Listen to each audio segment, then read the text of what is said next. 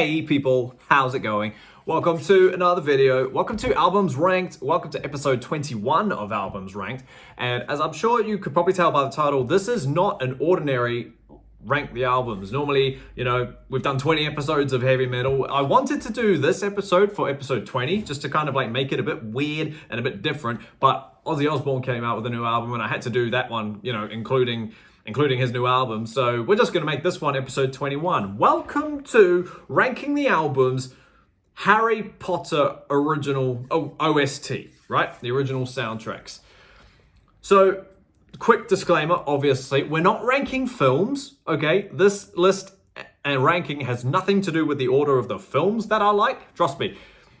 We are purely ranking the scores for each of these films. Aside from the diehard love that I have for heavy metal, the second thing that probably, in top 5 things that, I was obsessed with growing up as a kid, obviously, is HP, Harry Potter. If you look over there, there's all that Lego stuff. And, I've got about 4 different versions of the first book and, different variations of all the books. But yeah, I thought it'd be fun to rank the scores, pretty much. We're pretty much ranking the scores. So with that in mind, let's just go. Like I keep saying, just remember that it's not ranking the films. That will be a video later with another bunch of people. Trust me, I'm not selfish enough to want to do that video all by myself. So yeah, let's just get straight into it. We've got 8 albums to go through and let's just see where we go and if this is a...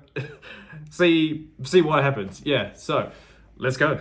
So coming in last, it might come as no surprise if you're like me and you like orchestral music. I like symphonic metal, so I've learned to love orchestras, by themselves. Obviously with Harry Potter, it has a very, very definitive soundtrack. We all know the themes of like the early films, and it was really fun to listen to like the later half and really like just try and watch the films in your head while you're listening to this music. But because I was trying to do that, I have chucked the Deathly Hallows Part 1 at the bottom. Now, only because the reason Part 1 is at the bottom is literally because, well, for one, all of these scores are incredibly recognizable in like the first 4 or 5, first half of these scores really, when the films like cross over from like, film, like they start telling the story and then it crosses over into like the second half of whatever movie. That's pretty much how these scores have gone, I've noticed. But there is a lot more unrecognizable stuff in Part 1. The parts that stand out the most, obviously are like the first 3, which are Obliviate, which is the bit, the first song, which is where Hermione obliterates her parents and they all leave their respected homes, kind of thing. And you can hear, the intro, you can see the Harry Potter logos like coming up in, how each logo comes to the start. Yeah, that one, Snape to Malfoy Manor, basically how the film starts, and then the Polyjuice Potion scene when they change into 7 Potters. All that stuff is recognizable, but then you get to you literally get into like tracks 7 and 8, and that's when the stuff starts to kind of, there are like little tiny bits and snippets where you're like, oh, that's what that song is. Like, I'm just going to call them songs. They're not songs, obviously. They're more like pieces, but still, you know what I mean. Things like, which one is it? Detonators. Detonators was a fun one because you think, this sounds familiar, but I can't exactly remember what it is. And then you look and you see what part of the score it is. Oh, it's Detonators. That makes sense. You can see that little scene in your head now where the detonators are exploding in the ministry. Really, really fun stuff. It's a very dark score. It's a very quiet score, minus a very few like action-filled pieces, you could say. But yeah, sections like pretty much the first 3 tracks and Harry and Ginny. I really liked Harry and Ginny. I thought it sounded really cool, and I knew it fitted the two of them. Like, pretty much, it's not really the theme for them, but like, you can hear it and it sounds really, really cool. And right down the bottom, Love Good. Love Good is a cool little piece of music because it's just weird and it's quirky. It's like, it sort of reminded me of like the Time Turner sequence musically, because you can just hear this weird ticking noise going throughout the whole thing, even though it's not the ticking noise. And then obviously the last song, The Elder Wand, which has the part where Voldemort gets the Elder Wand and, puts his wand in the sky. I thought that was really cool too. But yeah, and obviously this album really pretty much only references the Hedwig theme once, and it's in the middle of Polyjuice Potion. Other than that, it doesn't pop up at all in the whole score from track 1 to track 26. I'm going off the Spotify albums as well, by the way, just so you know. But yeah, we never hear Hedwig's theme other than once, so another reason why it's at the bottom. But yeah, at the bottom, part 1. Coming in at number 7, is the last one. It's part 2, Deathly Hallows part 2. I don't think I even mentioned that these two, both part 1 and part 2, are composed by Alexander Desplat. Is that how you say his name? Desplat? Yeah. He's French, so I'm probably not saying it correctly. But anyway, the reason I've put part 2 above part 1 purely is literally because there is so much more feeling in this score. Obviously there has to be. It's the end. And I remember watching the film when this came out, and because I'm clued on with orchestral music, you could say, you notice that there's reoccurring themes that have come out from like the first film, which I think was a really, really cool touch to kind of just pretty much hit home when you watch this, after you've watched this film for 10 years and you're finally at the end. It was really, really cool. Like, for example, there's the bit in where Harry comes into the room of requirement for the first time, you know, and all the people are hanging out and sleeping in there. You hear the same score. It's like the original it's like the original Hedwig's theme. It's like the exact same tune. There's no variation of it. And obviously how when that film ends, it ends with the same music that ended the first film. Things like that. Really, really cool stuff. But anyway, Lily's theme is pretty beautiful. I won't gonna lie. This whole score has some pretty beautiful moments on it. Lily's theme really sets the tone for like this dark, brooding acceptance of what we like. We've accepted how dark this story is, so it definitely opens the door for that. When Lily's theme is played, that's when the title is coming on the screen, and you can really feel it's a sense of we made it, we're at the end, good job team kind of vibe, and I think that's really great. I love how they were managed to do that. There are dark pieces in this score, but a lot of it is a lot more. It's a lot more, not romantic, but it's a lot more moving. Scores like The Grey Lady was really cool. Statues are so powerful. That's when McGonagall brings all the statues to life with that spell. Pria Totum Locomoto, so good. And that score, Set Statues, is pretty much the exact same as Courtyard Apocalypse, which is probably the most moving piece of music throughout, if not the second half of the Harry Potter saga. I love Courtyard Apocalypse. It's just looking over, if you're watching the film, it's just looking over like pretty much the viaduct area being completely destroyed. It's so beautifully moving to watch like our favorite place get destroyed like that. It's so cool. The bottom half of this album I thought was better than the top half. Like things like Harry Surrenders, The Resurrection Stone, Showdown, Voldemort's End, A New Beginning. Really, really great stuff. And there's bits and pieces like that intertwine from previous scores, like A New Headmaster, which is obviously about Snape becoming new headmaster. It includes Hedwig's theme for like very, very slightly. Very, very cool stuff. Yeah, it's just, this album is so much more moving. And coming from like, imagine having the job to write a score for a film that has been loved already for 10 years. What a job. But I'll tell you, Alexander did a great job. But yeah, number 7, we'll leave it there. Number 7 is part 2. Number 6 is for the 5th film coming out in 2009. Number 6 is Harry Potter and the Order of the Phoenix. I got excited about listening to the score when I was going through them all. And this one's different. It's, again, just like every other one, the first half of this album, the first half of the score is incredibly recognizable in terms of what you're watching on screen. It's got a weird... The one thing that really tripped me up, though, it's not in order. Like throughout, you know, I'm pretty sure even parts 1 and 2, every album, follows the order of, minus the Chamber of Secrets. That's a headache to listen to. But like the first song on here, this first piece on here is Fireworks, which is where Fred and George are obviously blowing up the Great Hall with all their stuff. That's not at the start of the film.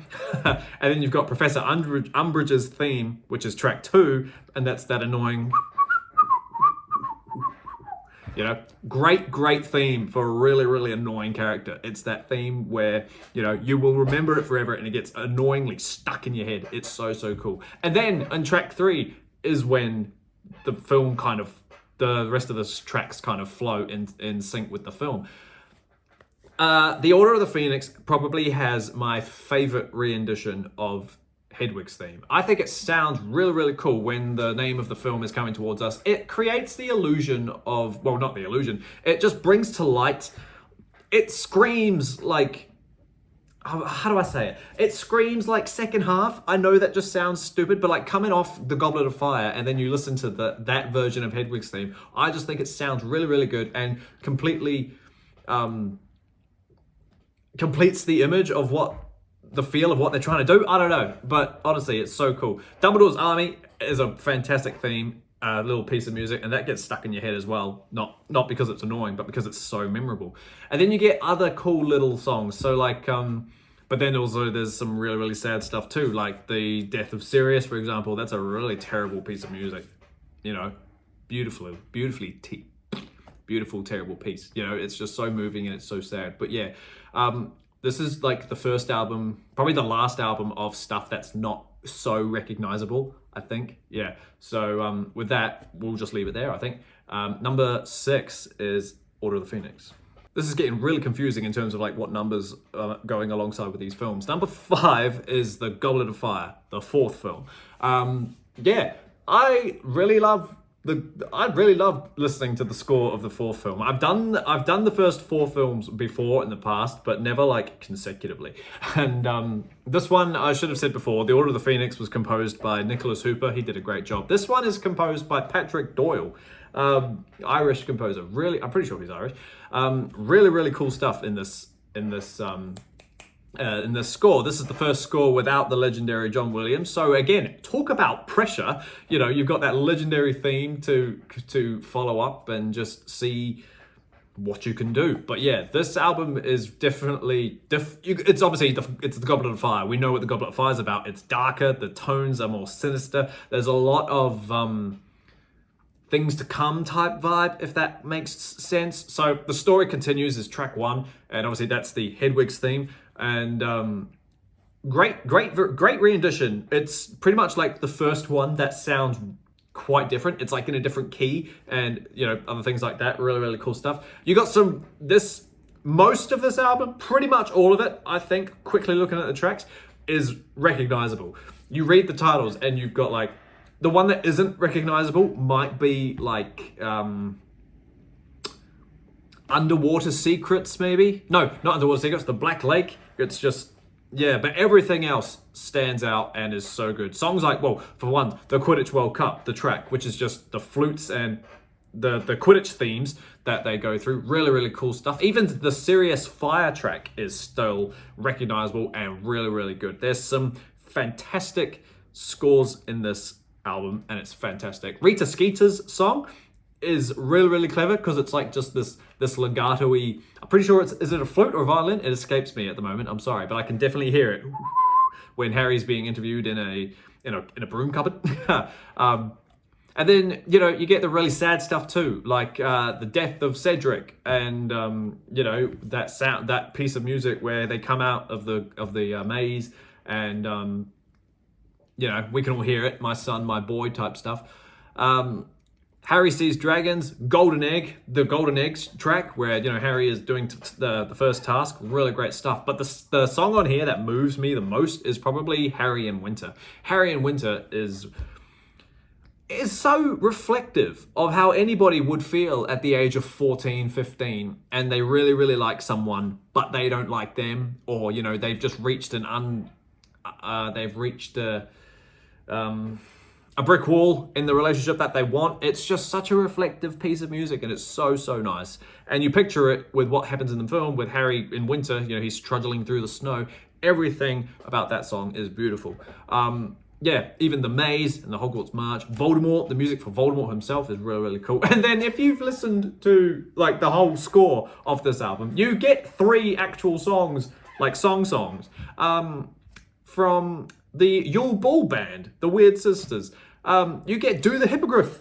Can you dance like a hippogriff? Mama ma, mama ma, mama ma. If you've never heard that song, seen that deleted scene, go look it up. It's so funny. And then they have a ballad called This Is a Night and Magic Works. Really cool stuff to actually have like songs, you know, songs on a score album. Really, really cool stuff. But yeah, number 5 is the Goblet of Fire. Now, fun fact, number 4, the next album that comes up, is actually my favorite film across the whole saga, and that is the second film. This is The Chamber of Secrets. I've loved this film since I was, literally since it came out, which was what, 2002, so I was like 9, 10. Fantastic film, fantastic score. However, this score rather, just like the 5th one, except a bit more wild, this one is completely out of whack. So you have to be completely onto it to listen to the score without looking at the tracks, knowing which is what piece you're listening to. Like for one, it starts with Prologue, Book 2, and Escape from the Dursleys. That's the first song. It starts with the Harry Potter theme. Wonderful. And then it pretty much comes in with the theme of like the whole. I didn't realize how often this theme was played. Fawkes the Phoenix. Fawkes has a humongous theme throughout the whole thing. It's that piece of music where he's lifting them out of the Chamber of Secrets and amongst other scenes in said film. You then get hit with the Chamber of Secrets score, and then you get hit with Gilderoy Lockhart, and then you get hit with the Flying Car, and then Nocturne Alley. Everything is out of whack. Like, it's so funny. And then you get the Spiders, Moaning Myrtle, meeting Aragog. Fawkes is reborn. It's Cornish Pixies is all the way down the bottom. It's so strange. But like, in a way, it's still incredibly recognizable because half of these themes are from the first film, but, you know, with slight variations. Like when we meet Aragog, it's the same theme as when we saw Voldemort, in the first film. You know, it's the same kind of score. However, my favorites on here are probably is Dueling the Basilisk. It's this beautiful piece that was written as you would write a ballet. You watch the film first, and then the score was written to accompany the picture. Really, really cool stuff. You can hear, like, you know, when Harry swipes the sword, the music crescendos along with it. Really, really great stuff. Dobby the House Elf is quite funny. The Dueling Club is cool, and that's the exact same theme as Gilderoy Lockhart because it's like Gilderoy's, you know, dueling theme. You can hear when you meet Gilderoy Lockhart, you've got the theme of it's more fluid, you could say, and then when he does the Dueling Club, it's more serious and staccato, if those are the right words. I'm probably not. And then you get Harry's Wondrous World, which is the ending credit song to the first 2 films, and that just perfectly sums up, you know, Harry's Wondrous World. And it's cool. These albums are quite long. I will give you that. If you can't sit through them, that's completely fine. They're like averaging 60, 70, even 75 minutes. You know, they're quite long, but it's good fun. Listen to them in the background when you're house cleaning or whatever. It's honestly good stuff. But yeah, number 4 I'm chucking as the Chamber of Secrets. Now, this one came out as a surprise. When I was listening to this, I genuinely had such a fun time. Number 3 is Harry Potter and the Half-Blood Prince. The score for this film is freaking cool. It's quirky, it's scary, it's funny, and it's just beautiful all at the same time. So, this film starts with, you know, that opening scene where Harry comes out of the ministry after Sirius dying and all that jazz. You can hear that music. That's the Harry Potter, you know, logo coming towards you. That's all good. But this film has probably one of the more beautiful pieces throughout the whole thing. In Noctem. Holy God. If you haven't heard In Noctem, it's so good. I wouldn't blame you if you haven't heard it. It's in a deleted scene. It's just this beautiful children's, you know, choir, and it's so eerie, and it's eerie but beautiful, and just when you put those two together, you can create something pure magical. Not even kidding. Go check out In Knocked In. It's only 2 minutes long. The story begins, you get the theme of Harry Potter, like the Hedwig theme of Harry Potter. Really, really cool. Ginny has quite a beautiful theme in this film. Really, really cool. And again, like I keep saying, pretty much this whole film is quite recognizable. Despite how, it's probably because how quirky this whole film is. You've got this underlining darkness that is obviously surrounding the whole school. But our main characters are going through such teenage problems like love. And, you know, it's just such a contrast of vibe and music. It's just so, so cool. You get pieces like Snape and the Unbreakable Vow, which is like real moody, real dark, real sinister. And then the next track that comes after it is Wizard Wheezes, which is obviously Fred and George's shop. And it's just like this huge bombastic comedy like piece of music. Really, really up and down in terms of like what the listener's going to go through. But then like pieces like The Book, which is when Harry finds the Half-Blood Prince's book. It's just this weird, quirky, they kind of remind me of Umbridge's theme, just like, but they're not annoying, they're just quirky and just, it sticks in your head. Ron's Victory, the Quidditch song, oh, that's so cool. I really think that's great. Probably one of the better pieces on this album, in my opinion. But then you get like Harry and Hermione. The score for that is when you know, Hermione's really, really upset after Ron finally got some poontang and she just can't handle it. So it's just those two like just sitting. I'm pretty sure it's done by a harp. It's so beautiful, so quick, so beautiful. And the Slug Party is another quite quirky song, like quirky piece. Really, really like interesting stuff. And then Farewell Aragog is this beautiful piece of like, you know, just piece of music saying farewell to Dumbledore's, Hagrid's giant spider. It's so fun. And then you get Journey to the Cave, and then you get the Drink of Despair, and even the Inferi and the Firestorm. You get some really dramatic, bombastic, yet sad and powerful pieces of music. This album has it all. I swear to God.